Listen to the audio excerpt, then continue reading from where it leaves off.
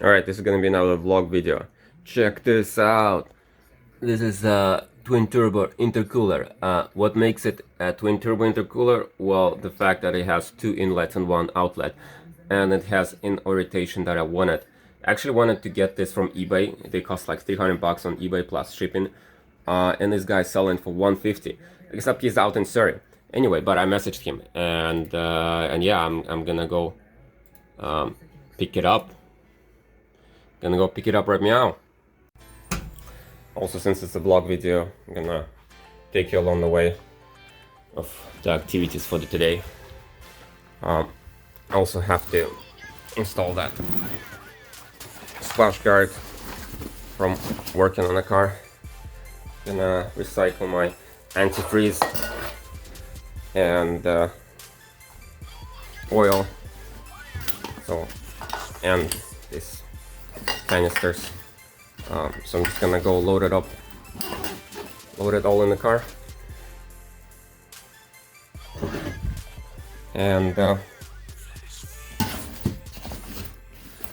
drive out to Surrey first, pick up Intercooler, and then onto the recycling center.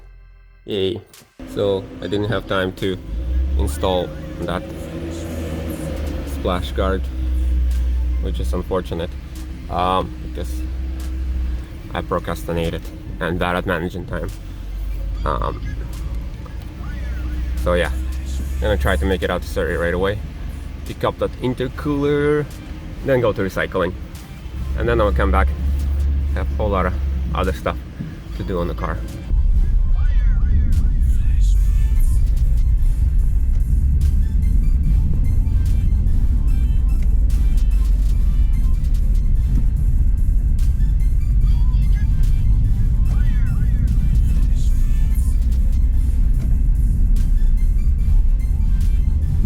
Alright guys, mission success.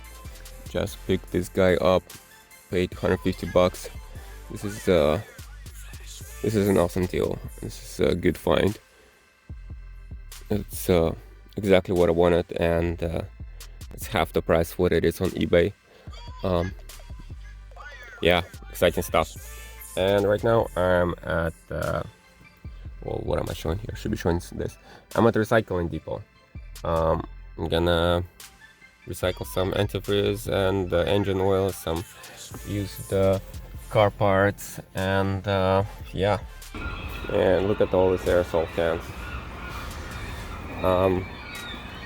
Yeah, so I've recycled my motor oil right there, antifreeze right there. Just gotta put my stuff back in the car now.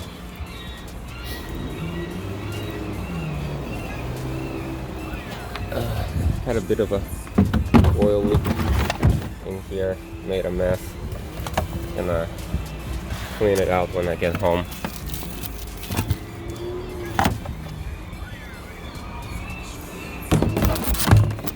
And there we go.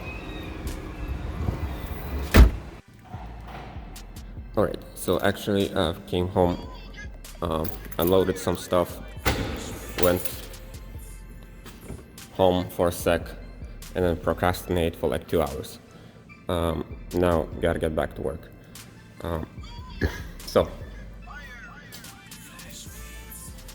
my intercooler is still here. Yeah, the plan is to replace the rear sway bar links with the new ones. This one's actually, before I replace them, maybe I'll try to put a GoPro under there, and I'll rock the car from side to side and see if it's visible on camera, the clickiness and clunkiness and the place where it failed. I think it's also a common failure for this sway bar links. So if you have a clunking in your car while driving over bumps, this might be what you have to do. Yeah, let's set up the GoPro. So this is a temporary solution I've learned from YouTube, is that you can screw in a bunch of screws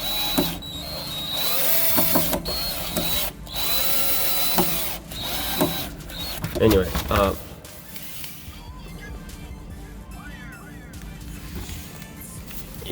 I've had this like that for a few months actually, ever since I bought the car, and I can confirm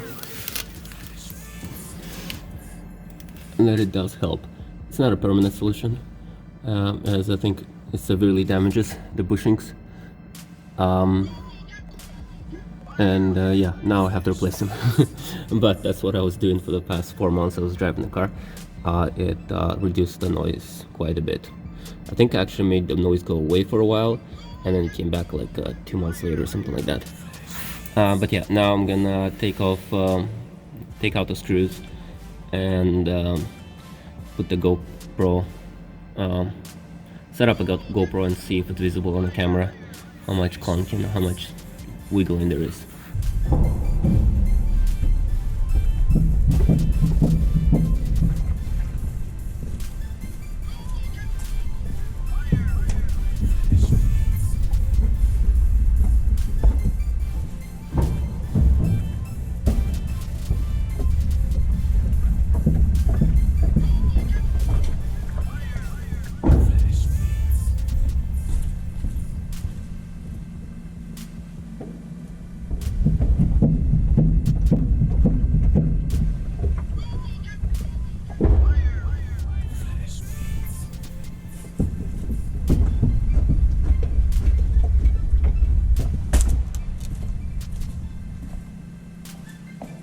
Hopefully there was something visible on the GoPro. Actually, this is the first time I tested it after taking out the screws, and now I remember I'm realizing how much louder it is. So the screws were actually still working. And actually I thought maybe it's a good opportunity to show the test. I've showed this before in another video, but this is how I do it. I just open the door, grab the car here, and just jump. And hopefully that was audible on the camera, but there was definitely clicking coming from here. You can also jump on the trunk lid. Well, not on the trunk lid, but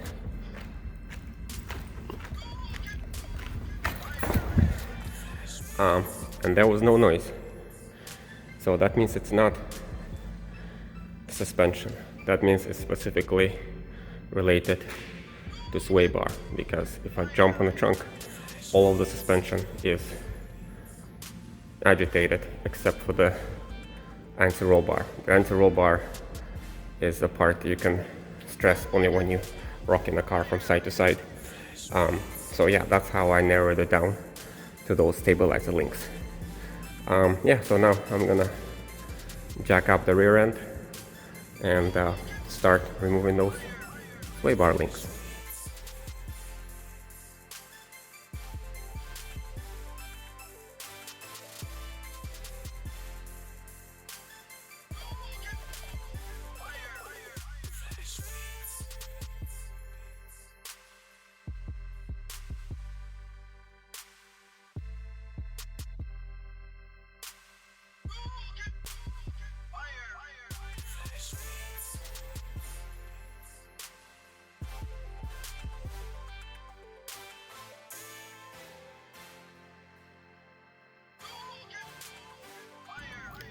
Some interesting discoveries have been made along the way.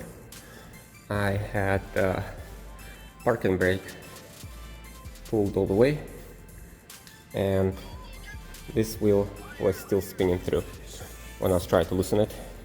So effectively I only have parking brake working on this wheel, but the brake pads themselves do work. So when I jammed a piece of wood in there, I was able to break loose the lug nuts, because the brake pads do work on this wheel. It's just the parking brake doesn't work. Let's see here. Yeah, anyway, so the parking brake is fully engaged. That should not be happening. Well, really, in a manual transmission. Yeah. In the manual transmission, I know I can just put it in gear to stop the rear wheels from turning, but I wanted to see if the brake pads themselves are working.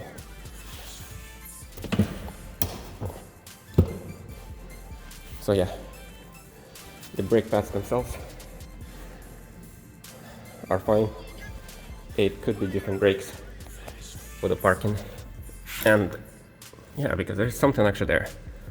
There could be different pads for the parking and different pads for the brakes, or it could be just needs a little bit of adjusting so the parking brake engages properly.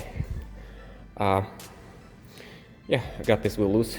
We'll get the other wheel loose, and we'll start with undoing the sway bar. Also found a little surprise here. Let's see, where is it? There it is. I got a free nail. Stick around until the end of the video, and I will show how I patch it up. I think I got this nail probably at least a month ago, so it's not leaking air that badly, just little by little.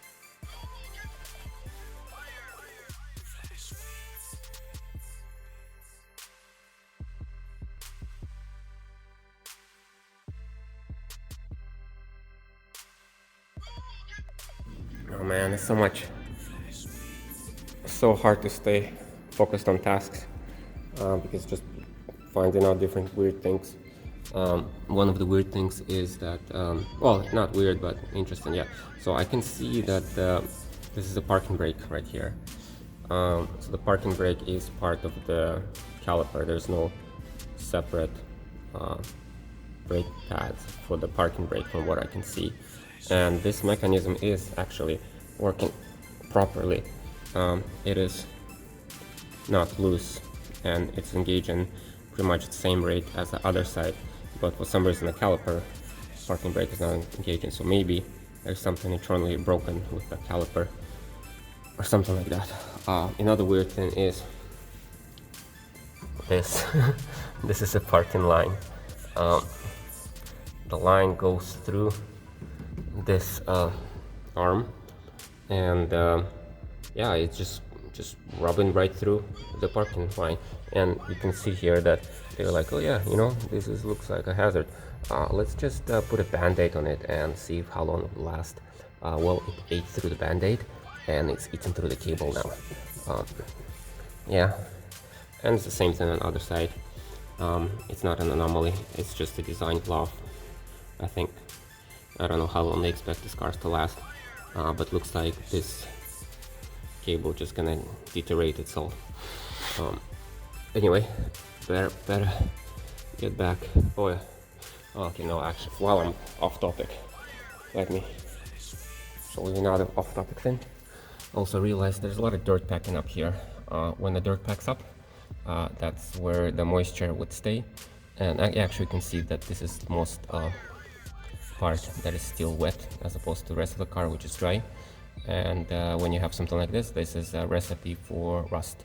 So if you let this kind of thing happen, this bolt will start rusting out, the paint behind this thing will start rusting out, and there's also heat from the muffler.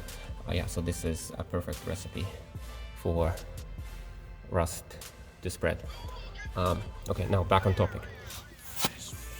What I'm going to do next is remove these two bolts, or nuts. I think the bolts are fixed, and then remove the bolt up here, and I should have the whole link free to replace the stabilizer links. So let me get back to it.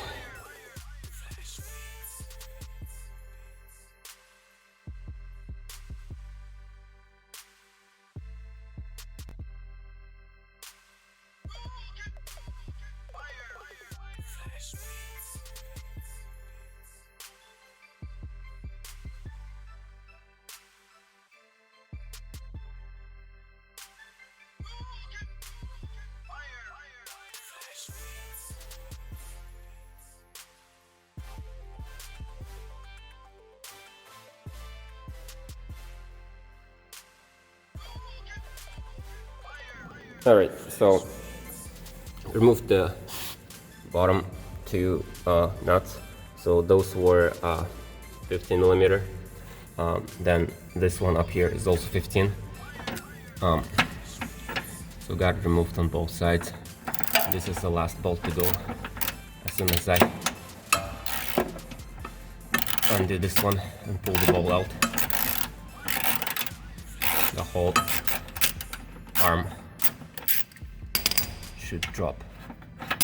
Oh my god. Anyway, yeah, there it is. The stabilizer roll bar is out.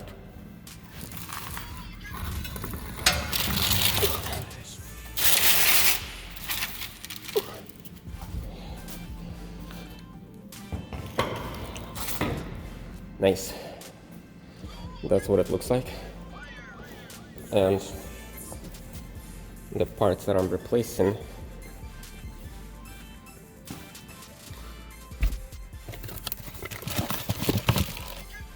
are this.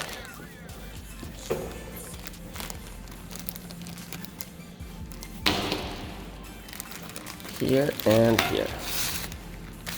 So I think this is the only part that is worn out inside here, but they're gonna both get replaced.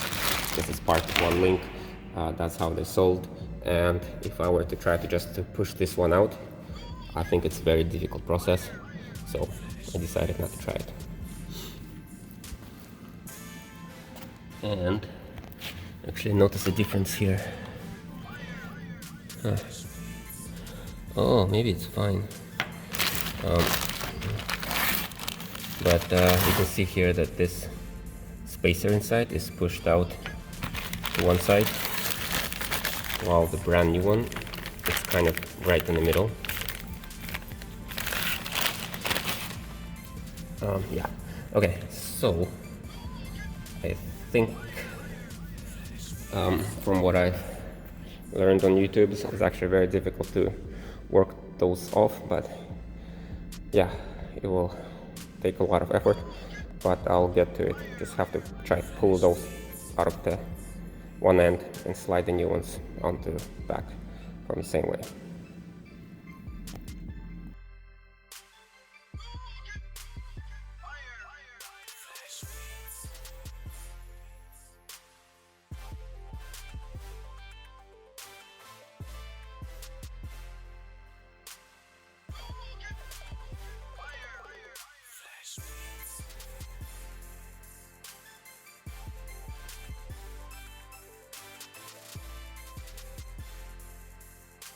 Alright, so it took a lot of finagling to get all of them to come out. I tried to not scrape the roll bar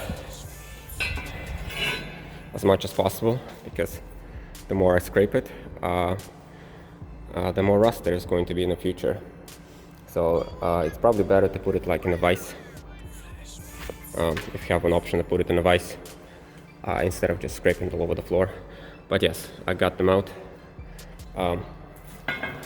and these are the replacements. So I've checked, this both still has a Ford stickers on it, so these are original Ford parts, and this is Moog. Yeah, they look almost the same. I guess this spacer inside is able to slide to side. And the hole is a lot smaller than the new one. So maybe that makes it a lot more difficult to put it back in, or maybe it's just a lot softer, so it might go in smoother.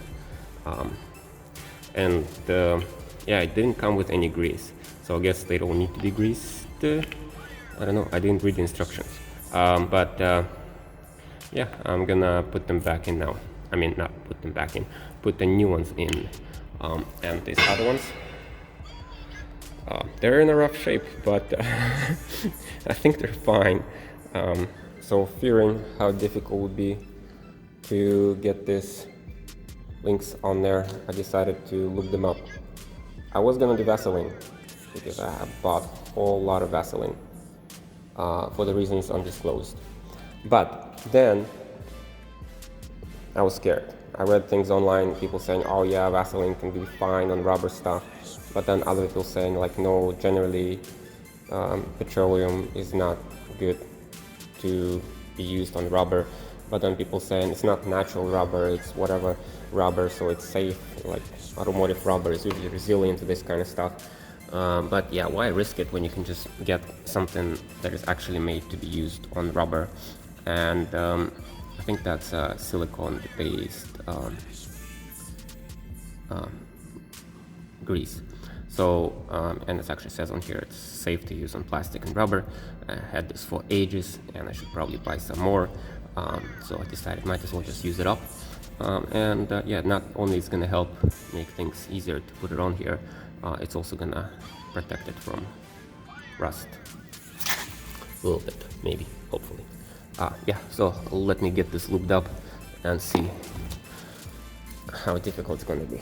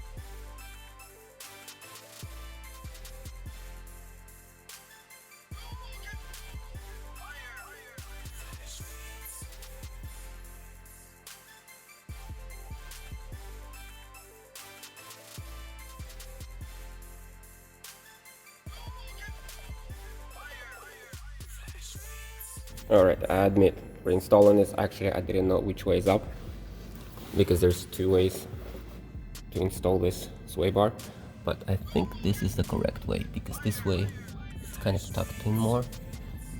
Still doesn't really actually make sense why it's so wiggly in the middle there. Does it need to be that wiggly? I mean, usually when I see it sway bar, I think it's like has to clear the differential, but in this case there's nothing even close to this sway bar. Yeah, so the way to install it, I think it's easiest to get this bushing in first, and then it kind of just swings down there, and then you can just pick it up and swing it up into place. So just need to put the bolt through.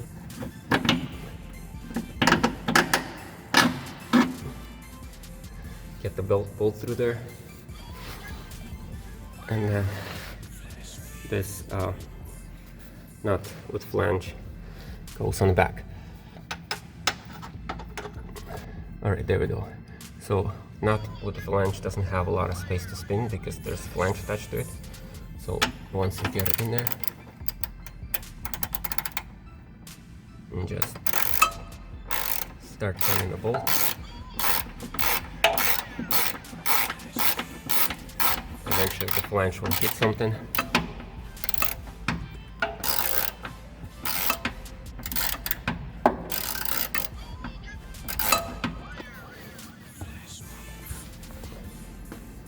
Nice, almost finished.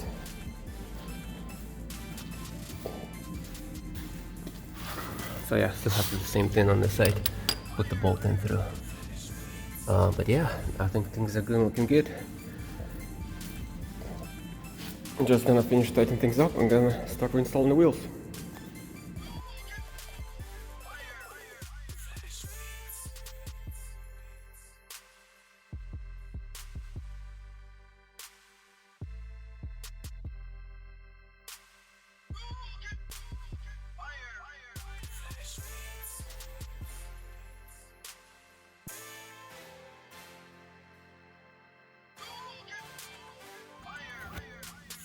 Alright, so here I was finagling with parking brake lines. I used the zip tie to attach it to the arm, and maybe, just maybe, this will keep it from rubbing itself into oblivion.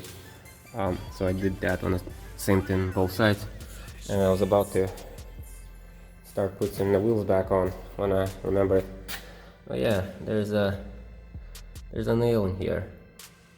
I was gonna fix that, and I guess this is the end of the video, the part where I fixed my tire. Yeah, so I got this from Canadian Tire. I've used this before, works well. And for those of you who don't know, why do I still have air in the tire when there's a nail in it? Well, it's because the nail has the hole plugged, so it doesn't leak air. It will leak air slowly, and I did have to air up this tire like a month ago, so I probably had this nail in here more than a month ago. So okay, one sec. Yeah, let me pull out the nail and start fixing the tire. Alright, so these are basically pretty much everything that you need. Well, this is not completely necessary if you can pull out a nail in there, like prying with a key or something. If you stand in the middle of the road and don't have pliers, I think it's doable. So first you get this stuff in here. You need to get that through this hole here. Alright, there you go. I got it started. That's what it looks like. Basically like threading a needle, just get that stuff in there. Next, let's try to get this nail out of here. It's possible to do this with the tire still being on the car. If it's like a front tire, and you can get access. Yeah. But it's a rear tire. It's might be easier if you pull out. I'll take off the tire to be able to get this nail out. Good. Alright, I got the nail going there. Sometimes it's not a nail, sometimes it could be a screw, so don't forget to twist. But in this case, it's actually just a nail, and then you just pull it out. Also, it's good to have the tire full of air for this. Try to do this flat tire. It's more difficult. Is it a nail? Yeah, it looks like a nail.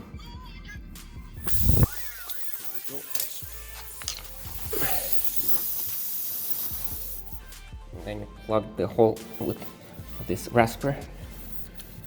Try to remember in which direction the nail went, because it's not all straight, and you wanna get it through the same way. There we go. Okay, for the next operation, I'm gonna pull this out and jam this one in, but I don't think I can do it with one hand. Kind of have to hold things here. Alright, halfway through there.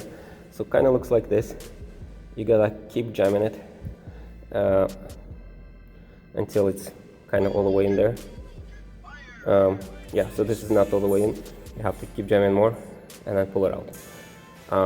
Also, like I said, it's best to do this when the tire is not flat. That way the tire is hard enough so you can actually apply decent amount of force. If the tire was flat, the tire would just collapse. Yeah, so just keep working it. Sometimes it takes a lot of twists and jiggling, wiggling. You have it a fair bit through, and you have both ends of the whatever this sealant is sticking out. At this point, if you just pull it out fast enough, in theory, the sealant should be stuck in there and it should come out. There it is. At that point, you just cut off the excess. Okay, nobody saw that.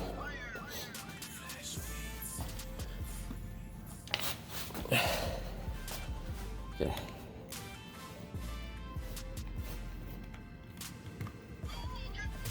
Alright, and there it is. Yeah, so this is not a permanent solution.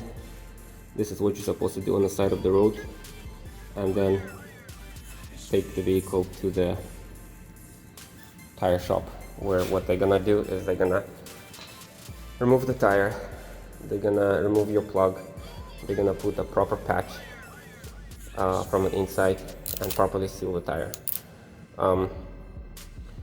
But yeah, at least that's what the instructions say for this roadside tire patch assistance. But at this point, I'm happy, and I'm just gonna get the tire to the proper pressure and resume putting things back together.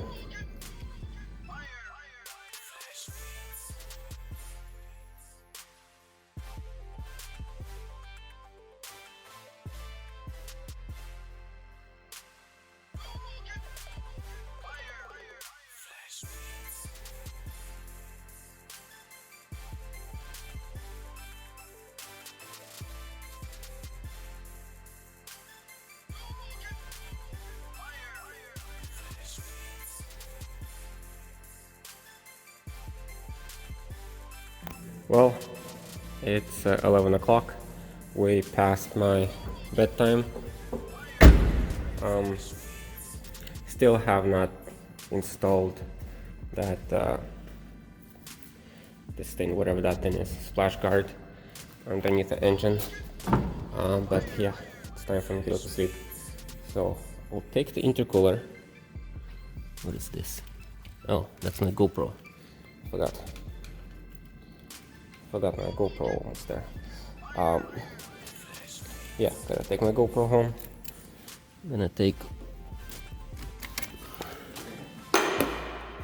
the intercooler home also. Well, I mean, I'm home. I mean, into my room. Yeah. Okay. I should not be doing a lot of things with one hand. Could have ripped my seat right there.